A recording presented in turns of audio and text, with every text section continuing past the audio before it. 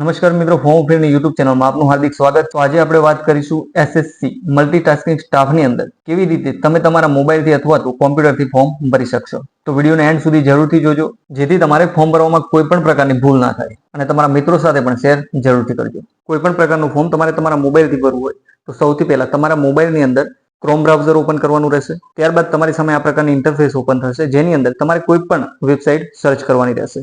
Website search કરશો એટલે તમારી સામે આ પ્રકારનું ઇન્ટરફેસ ઓપન થશે, જેની અંદર તમારે રાઈટ કોર્નરમાં જે 3 ડોટ છે એના પર ક્લિક કરવાનું રહેશે અને નીચે ડેસ્કટોપ સાઇટ પર ક્લિક કરવાનું રહેશે. ક્લિક કર્યા બાદ તમારી સામે આ પ્રકારનું ઇન્ટરફેસ ઓપન થશે, જેમાં તમે તમારો મોબાઈલ રોટેટ કરીને કોઈ પણ પ્રકારનું ફોર્મ તમારા મોબાઈલથી ભરી શકશો.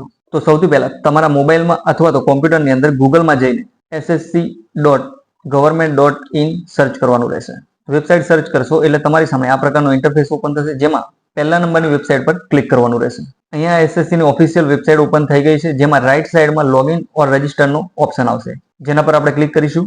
જે લોકોનું ઓલરેડી રજિસ્ટ્રેશન કરેલ હોય એ અહીંયા રજિસ્ટ્રેશન નંબર નાખીને અને પાસવર્ડ એન્ટર કરીને લોગિન કરી શકે છે, પરંતુ જે લોકો નવા છે એમને રજિસ્ટર નાવ પર ક્લિક કરવાનું રહેશે. હવે અહીંયા તમે જોઈ શકો છો કે personal detail, password creation, additional detail અને ડિક્લેરેશન, આ 4 સ્ટેપ હશે, જે કમ્પ્લીટ કરીને આપણે વન ટાઈમ રજિસ્ટ્રેશન કમ્પ્લીટ કરીશું. તો કન્ટિન્યુ પર ક્લિક કરીશું, જેમાં સૌથી પહેલા આપણે પર્સનલ ડિટેલ એન્ટર કરવાની છે.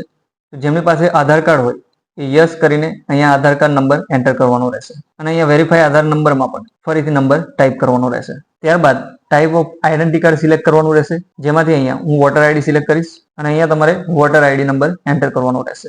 ત્યારબાદ કેન્ડિડેટ નેમ, ત્યાં તમારે ખાસ એક ધ્યાન આપવાનું છે કે તમારા 10મા ધોરણની માર્કશીટમાં જે નામ હોય એ પ્રમાણે જ તમારે અહીંયા નામ લખવાનું રહેશે. અહીંયા વેરીફાઈ નેમમાં પણ સેમ ટુ સેમ એ જ નામ લખવાનું રહેશે. ત્યારબાદ અહીંયા ઓપ્શન છે કે તમે ક્યારે નામ ચેન્જ કર્યું છે, જો કરેલ હોય તો યસ કરજો, બાકી ના કરીને આગળ વધો. ત્યારબાદ અહીંયા જેન્ડર સિલેક્ટ કરવાનું આવશે. સિલેક્ટ કર્યા બાદ વેરીફાઈ જેન્ડર કરવાનું રહેશે. ડેટ ઓફ બર્થ એન્ટર કરવાની રહેશે. તો ડેટ ઓફ બર્થ તમારા એલસીમાં કે 10મા ધોરણની માર્કશીટમાં હોય એ જ લખવાનું રહેશે. તો અહીંયા આપણે ડેટ ઓફ બર્થ એન્ટર કરીશું. ત્યારબાદ ફરીથી અહીંયા ડેટ ઓફ બર્થ સિલેક્ટ કરવાની રહેશે. ત્યારબાદ ફાધરનું નામ લખવાનું રહેશે, જે 10મા ધોરણની માર્કશીટ પ્રમાણે જ લખવાનું. ફરીથી ફાધર નેમ લખવાનું રહેશે. ત્યારબાદ મધર નેમ, ફરીથી સેમ ડિટેલ.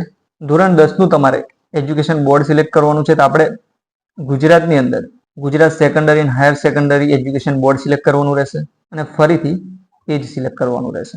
ત્યારબાદ નીચે ધોરણ 10નો રોલ નંબર એન્ટર કરવાનો રહેશે. વેરીફાઈમાં પણ સેમ ડિટેલ. અહીંયા યર ઓફ પાસિંગ સિલેક્ટ કરવાનું રહેશે ધોરણ 10નું, ફરીથી સેમ ડિટેલ. તમે હાઈએસ્ટ એજ્યુકેશન કેટલું લીધેલ છે તે અહીંયા સિલેક્ટ કરવાનું રહેશે. જો તમે ધોરણ 10 પાસ સુધી જ ભણેલ હોય તો અહીંયા 10 પાસ સિલેક્ટ કરવાનું રહેશે, 12 પાસ.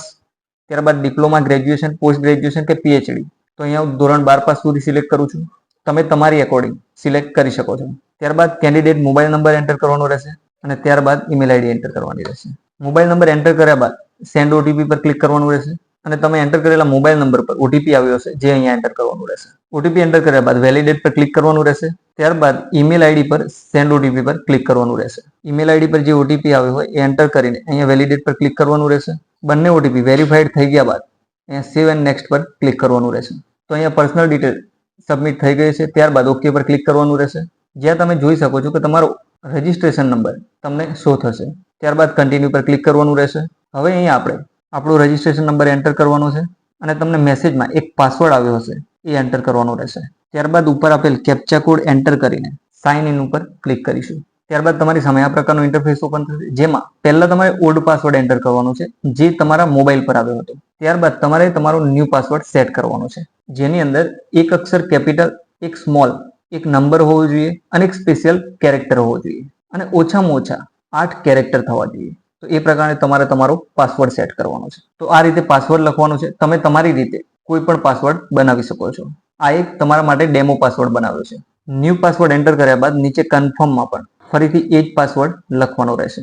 ત્યારબાદ નીચે જશો એટલે તમને સિક્યુરિટી ક્વેશ્ચન પૂછવામાં આવશે, જેથી તમે કોઈ પણ વાર તમારો પાસવર્ડ ભૂલી જાઓ તો આ સિક્યુરિટી ક્વેશ્ચનની મદદથી તમે લોગિન કરી શકશો. જેમાં તમે તમારો પહેલો પ્રશ્ન સિલેક્ટ કરી શકો છો કે તમારો જન્મ કયા શહેરમાં થયો હતો, એ તમે તમારી રીતે લખી શકો છો. બીજો પ્રશ્ન, તમે તમારી ફેવરિટ મૂવી પણ સિલેક્ટ કરી શકો છો. ત્યારબાદ સેવ એન્ડ નેક્સ્ટ પર ક્લિક કરવાનું રહેશે. તો તમારો પાસવર્ડ ક્રિએટ થઈ ગયો છે, ઓકે પર ક્લિક કરવાનું રહેશે. હવે તમારે અહીંયા તમારો રજિસ્ટ્રેશન નંબર એન્ટર કરવાનો છે, અને જે તમે નવો પાસવર્ડ ક્રિએટ કર્યો છે એ અહીંયા એન્ટર કરવાનો છે. ત્યારબાદ અહીંયા કેપ્ચા કોડ એન્ટર કરવાનો છે અને લોગિન પર ક્લિક કરવાનું રહેશે. હવે અહીંયા આપણે એડિશનલ ડિટેલ એન્ટર કરવાની છે, જે વન ટાઈમ રજિસ્ટ્રેશન માટે ઇમ્પોર્ટન્ટ છે. સૌથી પહેલા તમારે તમારી કેટેગરી સિલેક્ટ કરવાની છે. તો તમે જે પણ કેટેગરીમાંથી આવતા હોય એ કેટેગરી અહીંયા સિલેક્ટ કરવાની રહેશે. તો હું અત્યારે ઓબીસી કેટેગરી સિલેક્ટ કરું છું. ત્યારબાદ વેરીફાઈ કેટેગરી પર ક્લિક કરવાનું છે અને ત્યાં પણ same to same detail enter કરવાની છે. ત્યારબાદ નેશનાલિટીમાં બધાય સિટીઝન ઓફ ઇન્ડિયા સિલેક્ટ કરવાનું છે. ત્યારબાદ ચોથા નંબરની જે ડિટેલ છે એની અંદર તમારા શરીર પર કોઈ પણ પ્રકારનું નિશાન હોય તો એની વિગત એન્ટર કરવાની છે. જેમ કે કોઈને ગળા પર તલ હોય તો મોલ ઓન નેક, આ રીતે જે પણ નિશાની હોય એ એન્ટર કરવાની રહેશે. જે પણ લોકો વિકલાંગ હોય એમને અહીંયા યસ સિલેક્ટ કરવાનું છે, બાકી નો કરીને આગળ વધવાનું છે. હવે છઠ્ઠા નંબરના કોલમમાં તમારે તમારું એડ્રેસ લખવાનું છે. જે પરમિનન્ટ એડ્રેસ છે એ છઠ્ઠા નંબરના કોલમમાં લખવાનું છે અને જે પ્રેઝન્ટ છે મતલબ અત્યારે જો તમે પરમિનન્ટ એડ્રેસથી કંઈક બીજા એડ્રેસ પર રહેતા હોય તો અહીંયા એ અલગ એડ્રેસ લખવાનું રહેશે. તો સૌથી પહેલા આપણે પરમિનન્ટ એડ્રેસ લખશું. તો અહીંયા આપણે ગુજરાત સિલેક્ટ કરીશું. ત્યારબાદ તમારે તમારો જિલ્લો સિલેક્ટ કરવાનો છે. ત્યારબાદ અહીંયા પિનકોડ એન્ટર કરવાનો રહેશે. જો તમે એ જ એડ્રેસ પર રહેતા હો તો અહીંયા સિમ્પલી યસ પર ક્લિક કરીશો તો ઓટોમેટિક બધી જ ડિટેલ નીચે આવી જશે. ત્યારબાદ સેવ એન્ડ નેક્સ્ટ પર ક્લિક કરવાનું રહેશે. તો અહીંયા આપણું એડિશનલ ડિટેલ પણ એન્ટર થઈ ગઈ છે. ઓકે પર ક્લિક કર્યા બાદ તમારી સામે આ પ્રકારનું ઇન્ટરફેસ ઓપન થશે, જેની અંદર આપણે અહીંયા એગ્રી કરવાનું છે અને ત્યારબાદ તમે અહીંયાથી પ્રીવ્યુ OTR પર ક્લિક કરશો એટલે તમે જે પણ ડિટેલ ભરી છે એ તમારી સામે ઓપન થઈ જશે. આ ડિટેલ કમ્પ્લીટ ચેક કર્યા બાદ અહીંયા ક્રોસ ઉપર ક્લિક કરવાનું રહેશે અને જો તમારે પ્રિન્ટ લેવી હોય તો પણ લઈ શકો અને અહીંયા ડિક્લેર ઉપર ક્લિક કરવાનું રહેશે. ડિક્લેર ઉપર ક્લિક કરશો એટલે વન ટાઈમ રજિસ્ટ્રેશન કમ્પ્લીટ થઈ જશે. ત્યારબાદ ઓકે પર ક્લિક કરવાનું રહેશે.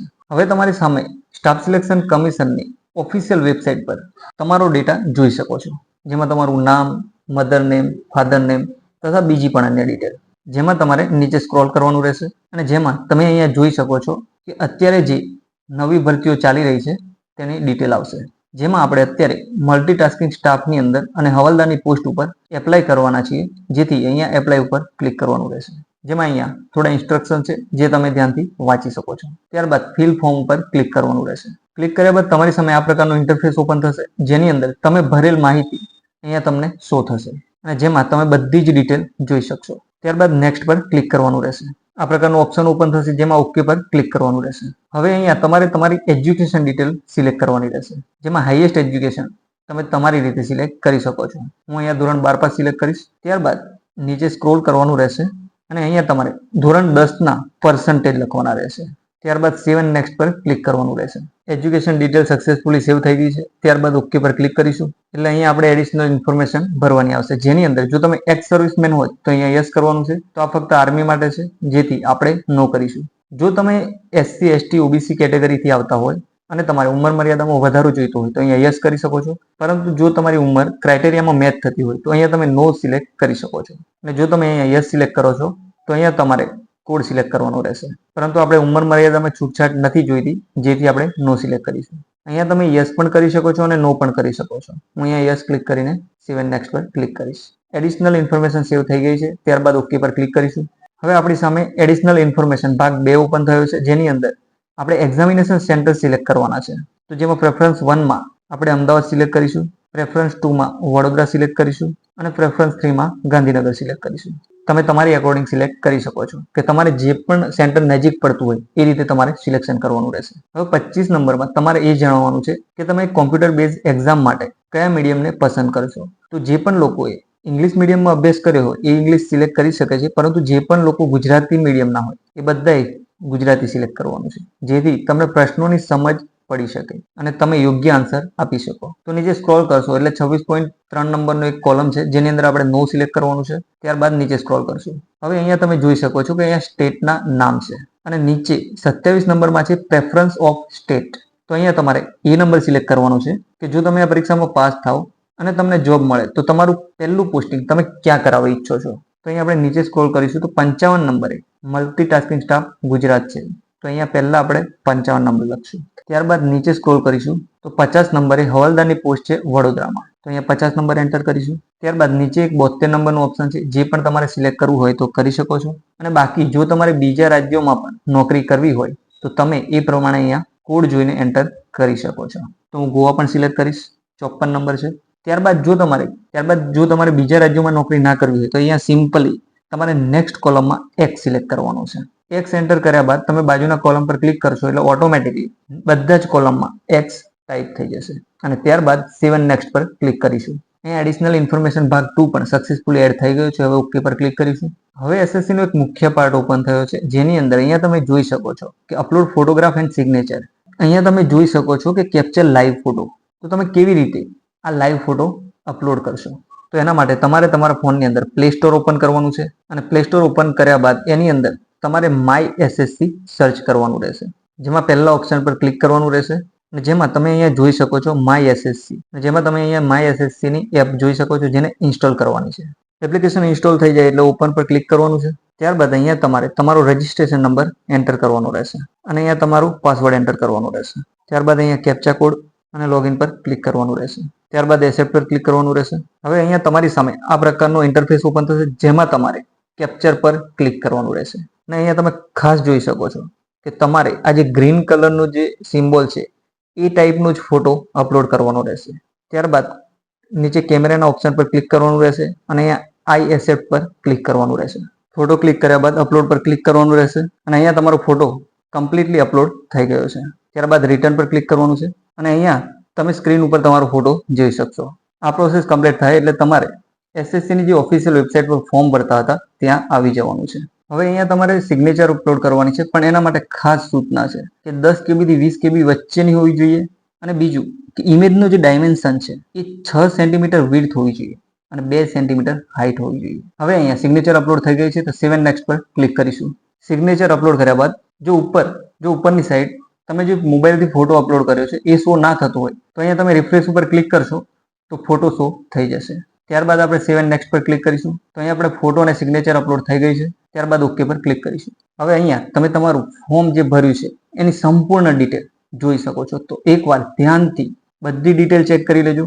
બધી ડિટેલ ચેક કર્યા બાદ તમે નીચે જશો તો અહીંયા સેવ એન્ડ નેક્સ્ટનો ઓપ્શન આવશે, જેના પર ક્લિક કરવાનું રહેશે અને અહીંયા આપણે હવે ડિક્લેરેશનમાં આ એગ્રી પર ક્લિક કરીશું અને કેપ્ચા કોડ એન્ટર કરીશું. ત્યારબાદ સબમિટ પર ક્લિક કરવાનું રહેશે. તો ફાઇનલી આપણું ફોર્મ કમ્પ્લીટલી ભરાઈ ચૂક્યું છે. તો અહીંયાથી તમે જો જનરલ અથવા તો ઓબીસી કેટેગરીના પુરુષ ઉમેદવાર હોય તો તમારે ₹100 જેના માટે મેક પેમેન્ટ પર ક્લિક કરવાનું રહેશે.